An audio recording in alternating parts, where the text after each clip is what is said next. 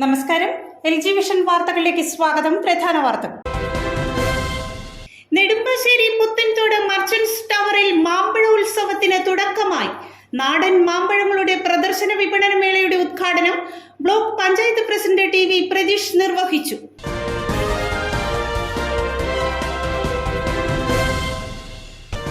മാനാലി SN arts and science കോളേജിന്റെ ആഭിമുഖ്യത്തിൽ ബിരുദ ബോധവൽക്കരണ ക്ലാസ് സംഘടിപ്പിച്ചു. 4 വർഷ ബിരുദ പാഠ്യപദ്ധതിയെക്കുറിച്ച് അറിവ് പകരുക എന്ന ലക്ഷ്യത്തോടു കൂടിയായിരുന്നു സെമിനാർ.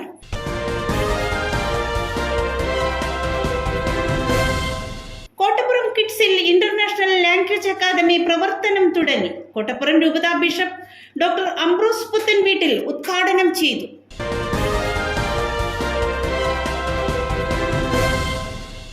വാർത്തകളുടെ വിശദാംശങ്ങളിലേക്ക്.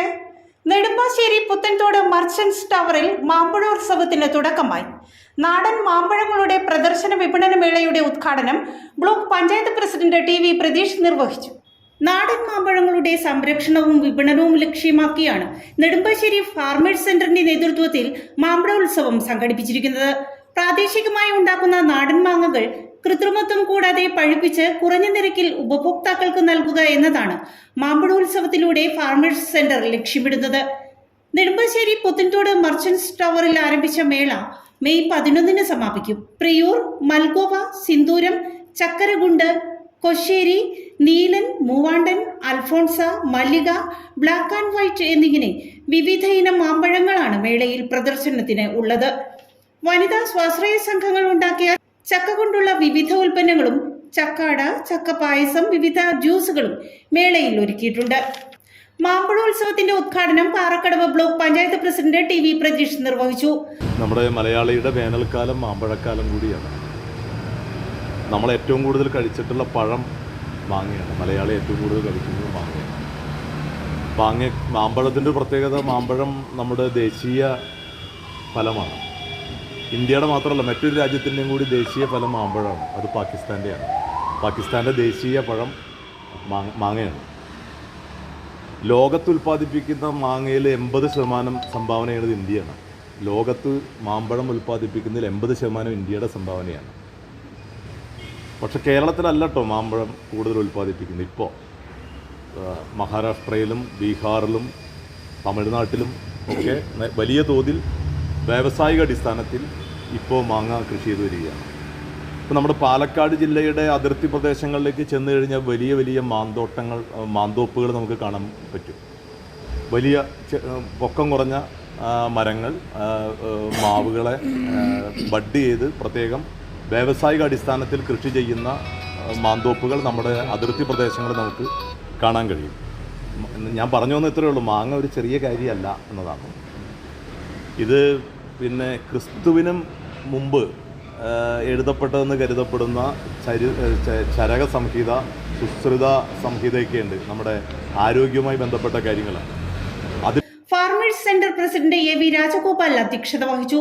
ഇതിന്റെ പ്രത്യേകത എന്ന് പറയുന്നത് നമ്മളുടെ നാട്ടിലുള്ള മാങ്ങകളുടെ ഒരു ശേഖരമാണ് ഇവിടെ.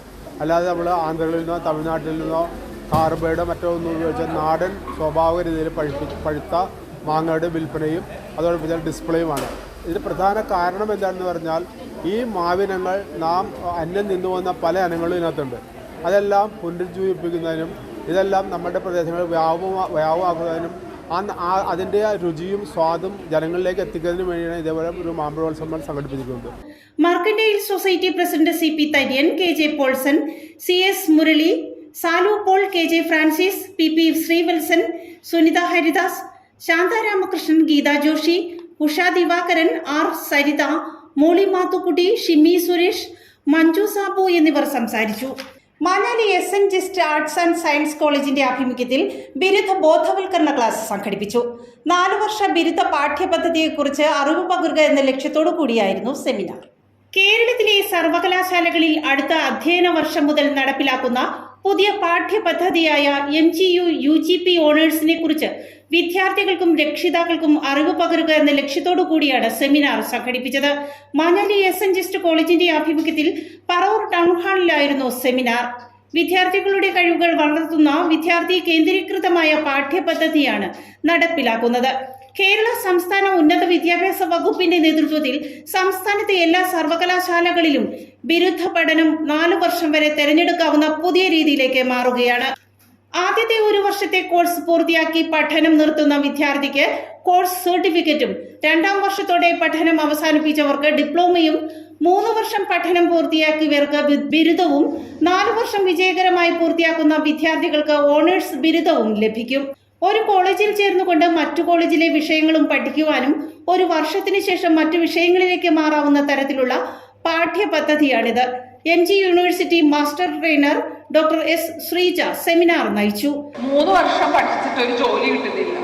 അപ്പൊ പിന്നെ ആ 3 വർഷം പഠിച്ചിട്ട് ഒരു ജോലിയും കിട്ടുന്നില്ല, പിന്നെ ഒരു 4 വർഷവും കൂടെ ഇതിനെ വലിച്ചു നീട്ടിയിട്ട് എന്താണ് കാര്യം എന്ന തരത്തിലുള്ള ഒരു ചോദ്യമാണ് കുട്ടികളുടെ ഭാഗത്തു നിന്നും രക്ഷകർത്താക്കളുടെ ഭാഗത്തു നിന്നും ഒക്കെ ഉണ്ടാകുന്നത്. ആ ഒരു പൊതുബോധത്തെ ആദ്യം തന്നെ നിങ്ങൾ മാറ്റണം.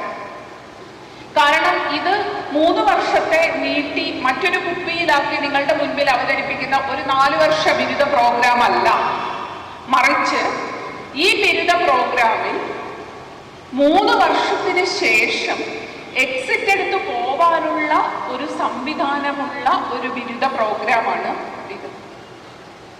അപ്പോ ആദ്യം തന്നെ ഇതിന്റെ ഇൻട്രൊഡക്ഷൻ പറയുമ്പോൾ 4 ഇയർ പ്രോഗ്രാമിലേക്ക്, അതുകൊണ്ട് തന്നെയാണ് മഹാത്മാഗാന്ധി യൂണിവേഴ്സിറ്റി FIUGP അഥവാ 4 ഇയർ അണ്ടർ ഗ്രാജുവേറ്റ് പ്രോഗ്രാം എന്ന പേര് മാറ്റിക്കൊണ്ട് MGU UGP ഓണേഴ്സ് എന്നാക്കി മാറ്റിയത്. കാരണം FIUGP എന്ന് പറയുമ്പോൾ തന്നെ 4 ഇയർ പ്രോഗ്രാം ആണ് എന്ന ഒരു തോന്നൽ വിദ്യാർത്ഥികളിലേക്ക് വരികയാണ്. ഇതൊരു 4 ഇയർ പ്രോഗ്രാം ഉണ്ടെങ്കിലും 3 വർഷത്തിന് ശേഷം പഠിത്തം നിർത്തണം എന്നുള്ള ഒരു കുട്ടിക്ക്, ഒരു തൊഴിലിലേക്ക് പ്രവേശിക്കണം എന്നുള്ള ഒരു കുട്ടിക്ക് അതിനുള്ള ഫ്ലെക്സിബിലിറ്റി കൊടുത്തുകൊണ്ട് തന്നെയാണ് ഈ ബിരുദ പ്രോഗ്രാമിനെ 4 വർഷത്തേക്ക് നീട്ടുന്നത്. ഗുരുദേവ ട്രസ്റ്റ് ചെയർമാൻ VP ആസ് പ്രസാദ് ചടങ്ങിൽ അധ്യക്ഷത വഹിച്ചു. മാനേജർ പ്രൊഫസർ KS പ്രദീപ് മുഖ്യപ്രഭാഷണം നടത്തി. Gurudeva trust secretary KM Laiju, college principal doctor Kavitha, doctor KJ James, KJ Rajesh എന്നിവർ സംസാരിച്ചു. എസംഗിസ്റ്റ് ഗ്രൂപ്പ് ഓഫ് ഇൻസ്റ്റിറ്റ്യൂഷൻസ് ഇങ്ങനെ ഒരു ക്യാമ്പ് വെച്ചതിൻ്റെ പ്രധാനപ്പെട്ട കാരണം പുതിയ സമ്പ്രദായം പല വിദ്യാർത്ഥികളും ഇതിൻ്റെ കാതലായ മാറ്റങ്ങളെക്കുറിച്ച് അറിഞ്ഞില്ല. അത് എന്തോരം ഇവരെ സ്വാധീനിക്കണം, എന്തോരം ബെനിഫിറ്റ് ഇവർക്ക് ഉണ്ടാകുമെന്ന് ഒരു മനസ്സിലാക്കണില്ല. അപ്പോൾ എസംഗിസ്റ്റിനെ സംബന്ധിച്ചോളം അത് വിദ്യാർത്ഥികൾക്കും രക്ഷിതാക്കൾക്കും പറഞ്ഞു കൊടുക്കുക, അവബോധം സൃഷ്ടിക്കുക എന്നുള്ളതാണ് ലക്ഷ്യം. അതിൻ്റെ ലക്ഷ്യത്തിൻ്റെ പ്രധാനമായിട്ടാണ് ഇവിടെ ക്യാമ്പ് സംഘടിപ്പിച്ചത്. നമ്മുടെ വിദ്യാഭ്യാസ മേഖല കാതലായ മാറ്റത്തിലൂടെയാണ് ഇപ്പോൾ നടന്നുകൊണ്ടിരിക്കുന്നത്. നിലവിലുണ്ടായിരുന്ന 3 വർഷത്തെ ഡിഗ്രി സമ്പ്രദായം മൊത്തത്തിൽ മാറി ഇത് 4 വർഷത്തിലേക്ക് മാറിയിരിക്കുകയാണ്. പഴയതിൽ നിന്നും വിഭിന്നമായി ഇപ്പോൾ 3 വർഷത്തെ ഡിഗ്രി സമ്പ്രദായത്തിൽ പഠനം പൂർത്തിയാക്കിയാൽ മാത്രമാണ് വിദ്യാർത്ഥിക്ക് അവന് സർട്ടിഫിക്കറ്റ് ലഭിക്കുകയുള്ളൂ.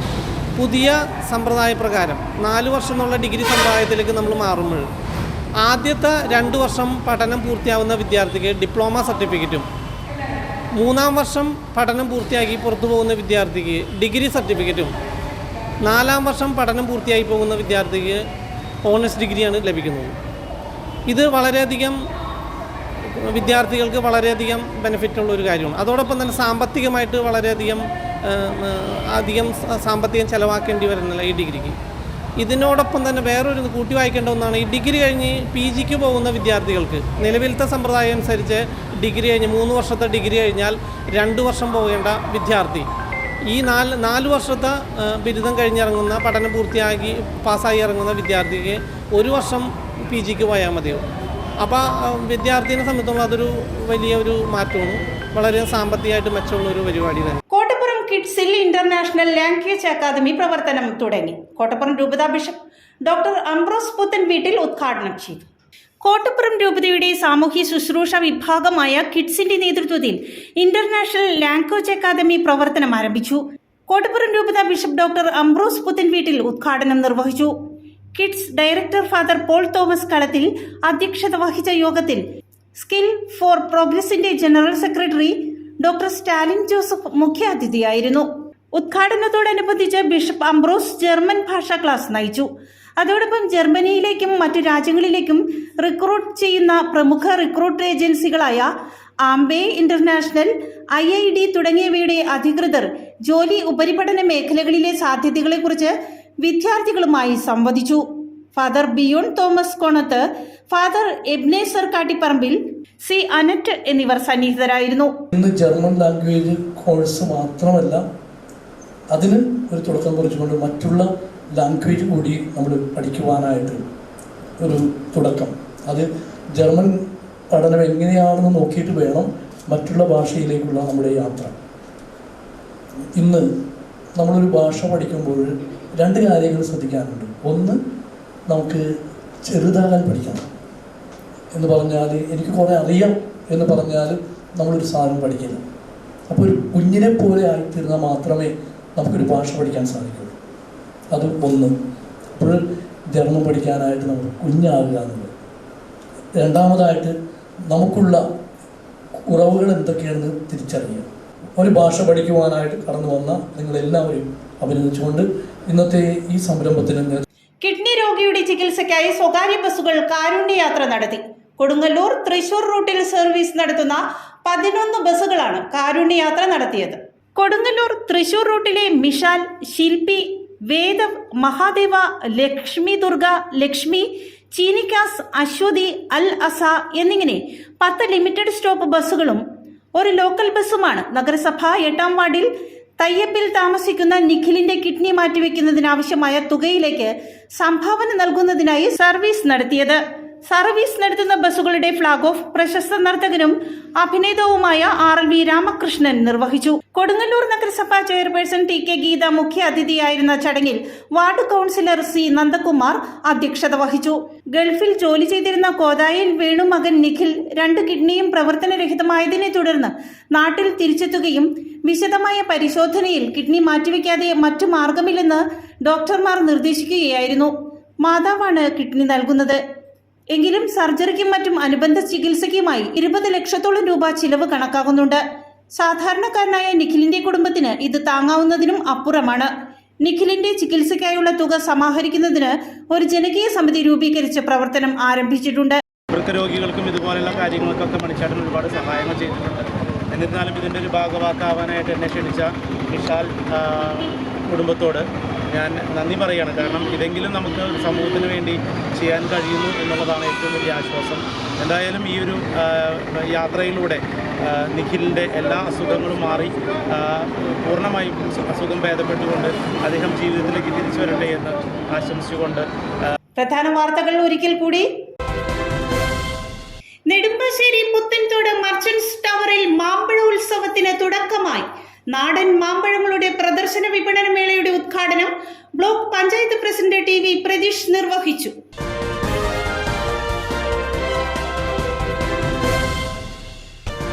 Manadi SNGist arts and science കോളേജിന്റെ ആഭിമുഖ്യത്തിൽ ബിരുദ ബോധവൽക്കരണ ക്ലാസ് സംഘടിപ്പിച്ചു. 4 വർഷ ബിരുദ പാഠ്യപദ്ധതിയെക്കുറിച്ച് അറിവ് പകരുക എന്ന ലക്ഷ്യത്തോടു കൂടിയായിരുന്നു സെമിനാർ.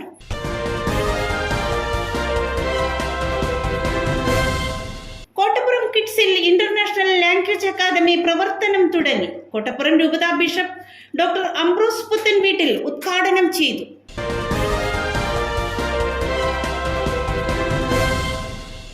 ഇതോടെ വാർത്താ ബുള്ളറ്റിൻ സമാപിക്കുന്നു. നാളെ ഇതേ സമയം LG വിഷനിൽ. നമസ്കാരം.